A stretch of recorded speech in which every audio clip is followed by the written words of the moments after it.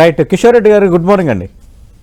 Good morning sir. అదే ముందుగా మీకు కంగ్రాట్స్, ఎందుకంటే చాలా రోజుల తర్వాత రెండు తెలుగు రాష్ట్రాలకి 5 శాఖలు దక్కడం, 5గురు మంత్రులు ఉండడం, అందులో 2 కేబినెట్ మంత్రులు ఉండడం, అలాగే మిగతా 3 సహాయ మంత్రులు ఉండడం.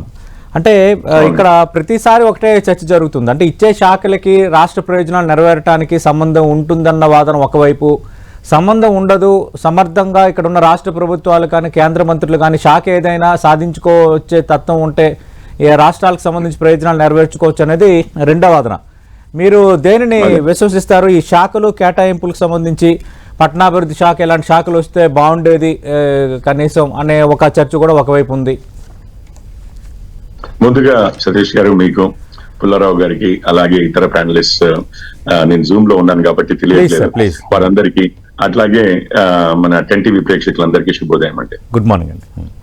ఇప్పుడు మీరు అన్న 2 కాదంటాను నేను. పుల్లారావు గారు కూడా కొంచెం అటే హింట్ చేశారు.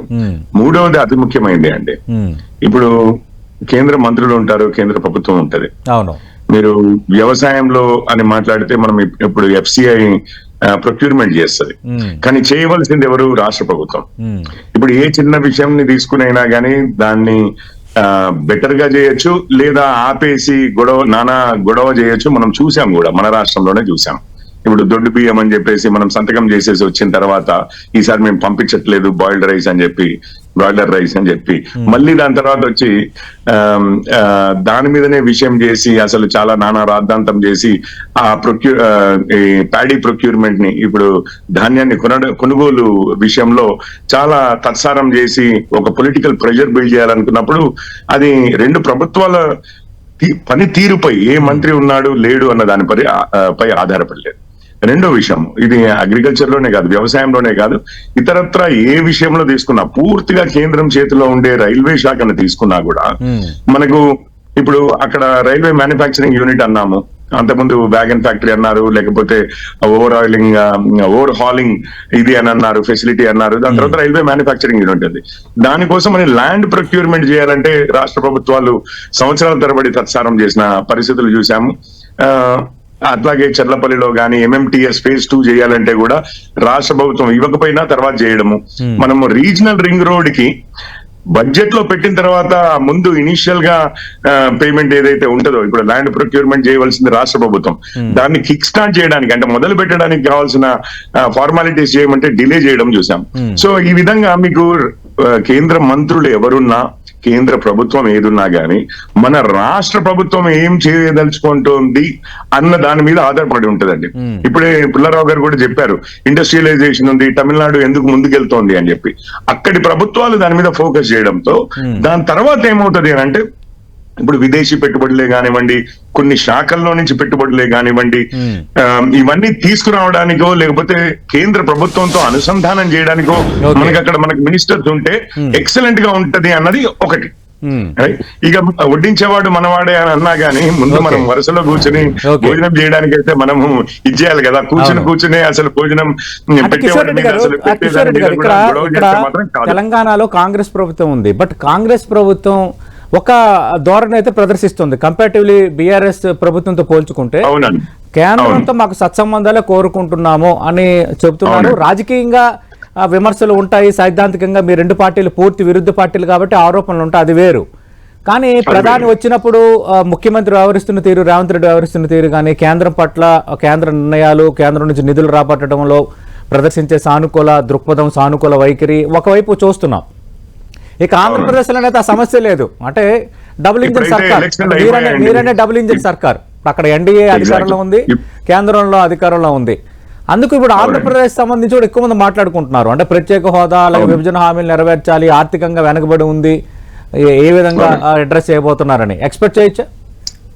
ఇప్పుడు తప్పనిసరిగా ఇప్పుడు ఆంధ్రప్రదేశ్ లో టీడీపీ వారే డైరెక్ట్ గా ఉన్నారండి. ఇప్పుడు రాష్ట్రంలో ఎవరైతే అధికారంలో ఉన్నారో NDA లో భాగంగా టీడీపీ మంత్రులే ఉన్నారు కదా. మనకు తెలుసు 2 ఉన్నారు, బీజేపీ నుంచి 1 ఉన్నారు. సో ఈ NDA ప్రభుత్వంలో ఇది ఆల్మోస్ట్ ఇక్కడైనా కానీ NDA ప్రభుత్వమే, అక్కడైనా ఆల్మోస్ట్ NDA ప్రభుత్వాలే 2 కూడా. సో ఎటువంటి దీనికి ఇది లేదు.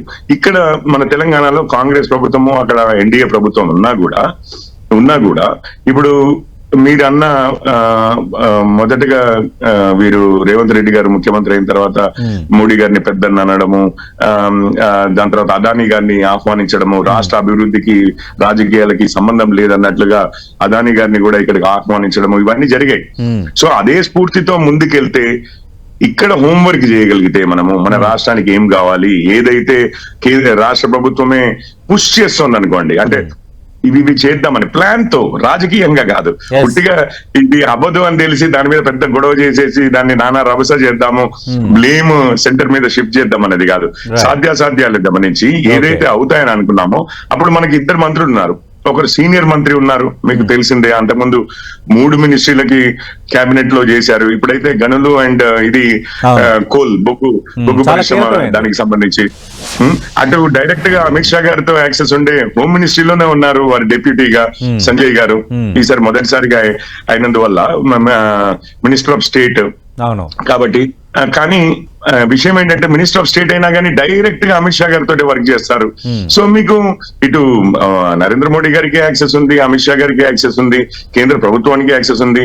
ఇద్దరికి కూడా మన తెలంగాణ రాష్ట్రంలోనే నేను ఉండి చూసింది ఏంటంటే గత 4-5 ఏళ్లలో దాదాపు కేంద్ర మంత్రులు అందరూ తెలంగాణకు వచ్చారు.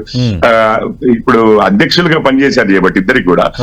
అండ్ కేంద్ర కేబినెట్ లో కిషన్ రెడ్డి గారు ఉన్నారు కాబట్టి ఈ రోజు మంత్రివర్గంలో ఉన్న ఏ కేబినెట్ మినిస్టర్ చూసినా కానీ ఇద్దరు చాలా ఫ్రీగా వెళ్ళి మాట్లాడగలిగే పరిచయాలు ఉన్నాయి.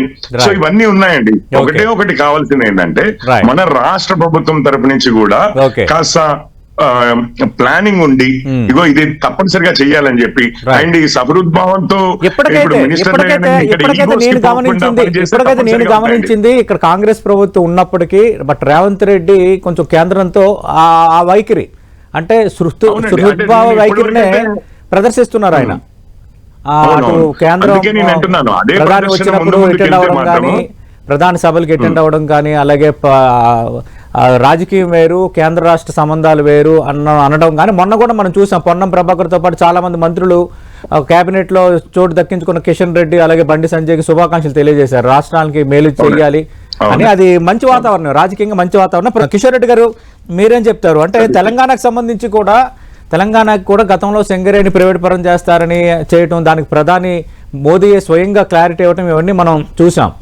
అలాగే ఈ రైల్వే కోచ్ ఫ్యాక్టరీకి సంబంధించి ప్రతి సందర్భం చర్చకు వస్తూనే ఉంది, పెండింగ్ నిధులకు సంబంధించి ప్రతి చర్చకు వస్తూనే ఉంది, అలాగే ఒక ప్రాజెక్టుకు జాతీయ హోదా ఇవ్వాలన్న అంశం కూడా ప్రతిసారి చర్చకు వస్తూనే ఉంది. ఇవన్నీ మనం కొంత సార్ట్ అవుట్ అవుతాయని అనుకోవచ్చా? ఒక్క విషయం అండి, ఇంతకుముందు మీరు అడిగిన ప్రశ్నకి ఇప్పుడు తక్కువ మినిస్ట్రీలు తీసుకున్నారా ఎక్కువ మినిస్ట్రీలు తీసుకున్నారా, ఒక సింపుల్ గా చెప్పాలి అని అంటే ఈ వ్యవహారం అంతా చూస్తూ ఉంటే మినిస్ట్రీ ఫార్మేషన్ మంచి అంటే కోఆర్డినేషన్ తో ఇప్పుడు మోడీ గారే కానివ్వండి, పవన్ కళ్యాణ్ గారే కానివ్వండి, చంద్రబాబు నాయుడు గారే కానివ్వండి, వీరు ముగ్గురు కూడా ఎక్కడ ఏదో విభేదాలు ఉన్నాయి, మేము పోటీ పడుతున్నాము, మాకు ఇంత బార్గెనింగ్ లాగా లేదు. ఇదే భావన అండ్ పుల్లారావు గారు కూడా చెప్తారు ఏమేమి కారణాలు ఉండుండొచ్చు, ఏ విధంగా ఉండుండొచ్చు అని. ఈ రిలేషన్షిప్ లో ఎంతమంది మినిస్టర్లు ఉన్నారు, వారి శాఖలు ఏంటి అనేది కాదండి ముఖ్యమైన విషయం. మీకు 2 విధాలుగా ఉంటది, ఒకటి స్ట్రాటజిక్ లెవెల్లో, ఒకటి టాక్టికల్ లెవెల్లో. అంటే ఫస్ట్ ఆఫ్ ఆల్ పెద్ద డెసిషన్లు కావాలి. ఆ డెసిషన్లు వచ్చిన తర్వాత మన అడ్మినిస్ట్రేషన్ లో వాటిని నడిపించాలి. అంటే రోజువారీ వ్యవహారం ఉంటది, అది మినిస్ట్రీ లెవెల్లో ఉండొచ్చు, ఇతర మినిస్ట్రీలో ఉండొచ్చు, లేకపోతే బ్యూరోక్రసీలో ఉండొచ్చు, ఆఫీసర్ల లెవెల్లో ఉండొచ్చు. సో ముందు ముఖ్యమైన నిర్ణయం తీసుకునేది ఏదైతే ఉందో అది ఈ మినిస్టర్లు వీళ్ళ దానికన్నా ఎక్కువగా నేను ఇప్పుడు అబ్జర్వ్ చేసిన దాన్ని బట్టి ఈ విషయం ఈ రోజు జరిగిన విధానం, మోడీ గారు, చంద్రబాబు నాయుడు గారు, మోడీ గారు, పవన్ కళ్యాణ్ గారు ఈ లెవెల్లో జరగవలసిన డెసిషన్స్ ఏవైతే ఉంటాయో అవి ముఖ్యమైనవి. ఇప్పుడు ఆంధ్రప్రదేశ్ కైనా ఇంకో రాష్ట్రానికైనా. సో ఆ సహృద్భావం ఎంత మాక్సిమైజ్ చేస్తే అంత మంచిది అన్న డెసిషన్ కి ఏ పోర్ట్ఫోలియో వచ్చాయి, ఎంతమంది మినిస్టర్లు ఉన్నారు, ఇది కాదు, ఆ కెమిస్ట్రీ ఎంత ఇంప్రూవ్ చేసుకుంటే ఇంప్రూవ్ చేస్తే Okay. అంటే వీరికి చంద్రబాబు నాయుడు గారికి ఒక్కరికే అనట్లేదు నేను, Right, right. 3 విధాలుగా కూడా మోడీ Okay. గారికైనా Okay. నాయుడు గారికైనా ఇటు పవన్ కళ్యాణ్ గారికైనా ముగ్గురికి కూడా అండ్ కేంద్ర రాష్ట్రాలకు కూడా చాలా మంచిది ఉంటది అనేది. అంటే మీరు అదే- కాకపోతే ఒకసారి నిర్ణయాలు తీసుకుని పెద్ద డెసిషన్స్ Okay. తీసుకున్న తర్వాత ఓకే మన క్యాబినెట్ లో గానీ మినిస్ట్రీలో గానీ మూవ్ చేయడమే గానీ Okay. ఇతర మినిస్ట్రీలో గానీ అడ్మినిస్ట్రేషన్ లో గానీ మన రిప్రజెంటేటివ్స్ కొంతమంది ఉండాలి day to day Yes, yes, sir, yes, sir. ఏం లేదు, ఫైనల్ ఆస్పెక్ట్ ఫైనల్ మోటో రెండు తెలుగు రాష్ట్రాల ప్రయోజనాలు నెరవేరాలనేదే ఫైనల్ మోటో. ఎందుకంటే మనం ఎన్ని మాట్లాడుకున్నా Exactly. పబ్లిక్ ఎలా ఆలోచిస్తారంటే, ఫర్ ఎగ్జాంపుల్ కి సింపుల్ ఎగ్జాంపుల్, నిన్నటి నుంచి కొందరు ఫ్రెండ్స్ ఏమని అడుగుతున్నారంటే, ఆల్రెడీ కిషన్ రెడ్డి బొగ్గు గనుల శాఖ మంత్రి అయ్యారు, ఆంధ్రప్రదేశ్ నుంచి శ్రీనివాస్ వర్మ భారీ పరిశ్రమలు ఉక్కు శాఖ సహాయ మంత్రి అయ్యారు, ఇక విశాఖ స్టీల్ ప్లాంట్ కి సమస్య లేదు కదా, క్యాప్టివ్ మైన్స్ ఇలాంటి విషయంలో సమస్య లేదు అంటే జనరల్ ఒక పబ్లిక్ మూడ్ అలా ఉంది. అంటే అంతగా ఆలోచిస్తారు వాళ్ళు, ఒక శాఖకి రాష్ట్రానికి లింక్ చేసుకుని. నేను అనుకోవడం ఏంటంటే అందులో కూడా నేను అనేది ఏంటంటే ఆ రిలేషన్షిప్ ఏదైతే ఉందో నాయుడు గారు ఏది ఇంపార్టెంట్ రాష్ట్రానికి అది మోడీ గారి లెవెల్లో జరగడమును, దాని తర్వాత కేంద్ర మంత్రులు మన వాళ్ళు అని అనుకున్నది చాలా హెల్ప్ఫుల్ అవుతుంది. Right thank you Kishore Reddy గారు, థ్యాంక్ యూ పుల్లారావు గారు. చూద్దాం మీరు అన్నట్టుగా ఆ శాఖ